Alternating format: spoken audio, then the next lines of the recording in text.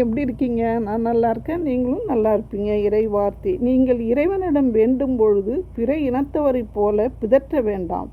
மிகுதியான சொற்களை அடுக்கிக் கொண்டே போவதால் தங்கள் வேண்டுதல் கேட்கப்படும் என அவர்கள் நினைக்கிறார்கள். நீங்கள் அவர்களைப் போல் இருக்க வேண்டாம். ஏனெனில் நீங்கள் கேட்கும் முன்னரே உங்கள் தேவையை உங்கள் தந்தை அறிந்திருக்கிறார். ஆகவே நீங்கள் இவ்வாறு இறைவனிடம் வேண்டுங்கள் என்றார். சீடர்கள் இயேசுகிட்ட போய் கேட்குறாங்க, ஆண்டவரே எங்களுக்கு ஜெபிக்க தெரியல, கற்றுக் கொடுங்கங்கிறாங்க. இயேசு சொல்கிறாரு, நீங்கள் மற்றவங்கள போல் மிகுதியான சொற்களை நீங்கள் அடுக்கி கொண்டே போகாதீங்கன்றார். ஏன்னா ஆல்ரெடி ஆண்டவருக்கு தெரியும் நமக்கு தேவையாக அவர் அறிந்து தான் வச்சுருக்காரு. அதனால் மிகுதியான சொற்களை நீ அடுக்கி கொண்டே போவாதன்றார். ஸோ எப்படி வேண்டணும்? முழு உள்ளத்தோட நம்பிக்கையோட, ஆண்டவரே உம் சித்தம் என் சித்தம் அல்ல, உம் சித்தப்படி என்னை வழிநடத்தும்னு சொல்லி வேண்டிக்கணுமா.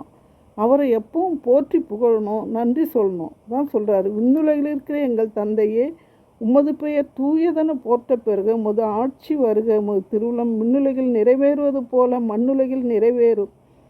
இன்று தேவையான உணவை எங்களுக்கு தாரும். எங்களுக்கு எதிராக குற்றம் செய்தோரை நாங்கள் மன்னிப்பது போல எங்கள் குற்றங்களை மன்னியும். எங்கள் சோதனைக்கு உட்படுத்தாதையும் தீயோரிடமிருந்து எங்களை விடுவித்தருளும். அப்பொழுது ஆட்சியும் வல்லமையும் ஆட்சியும் என்றென்றும் உமக்கே உரியது. ஆமேன் என்றார்.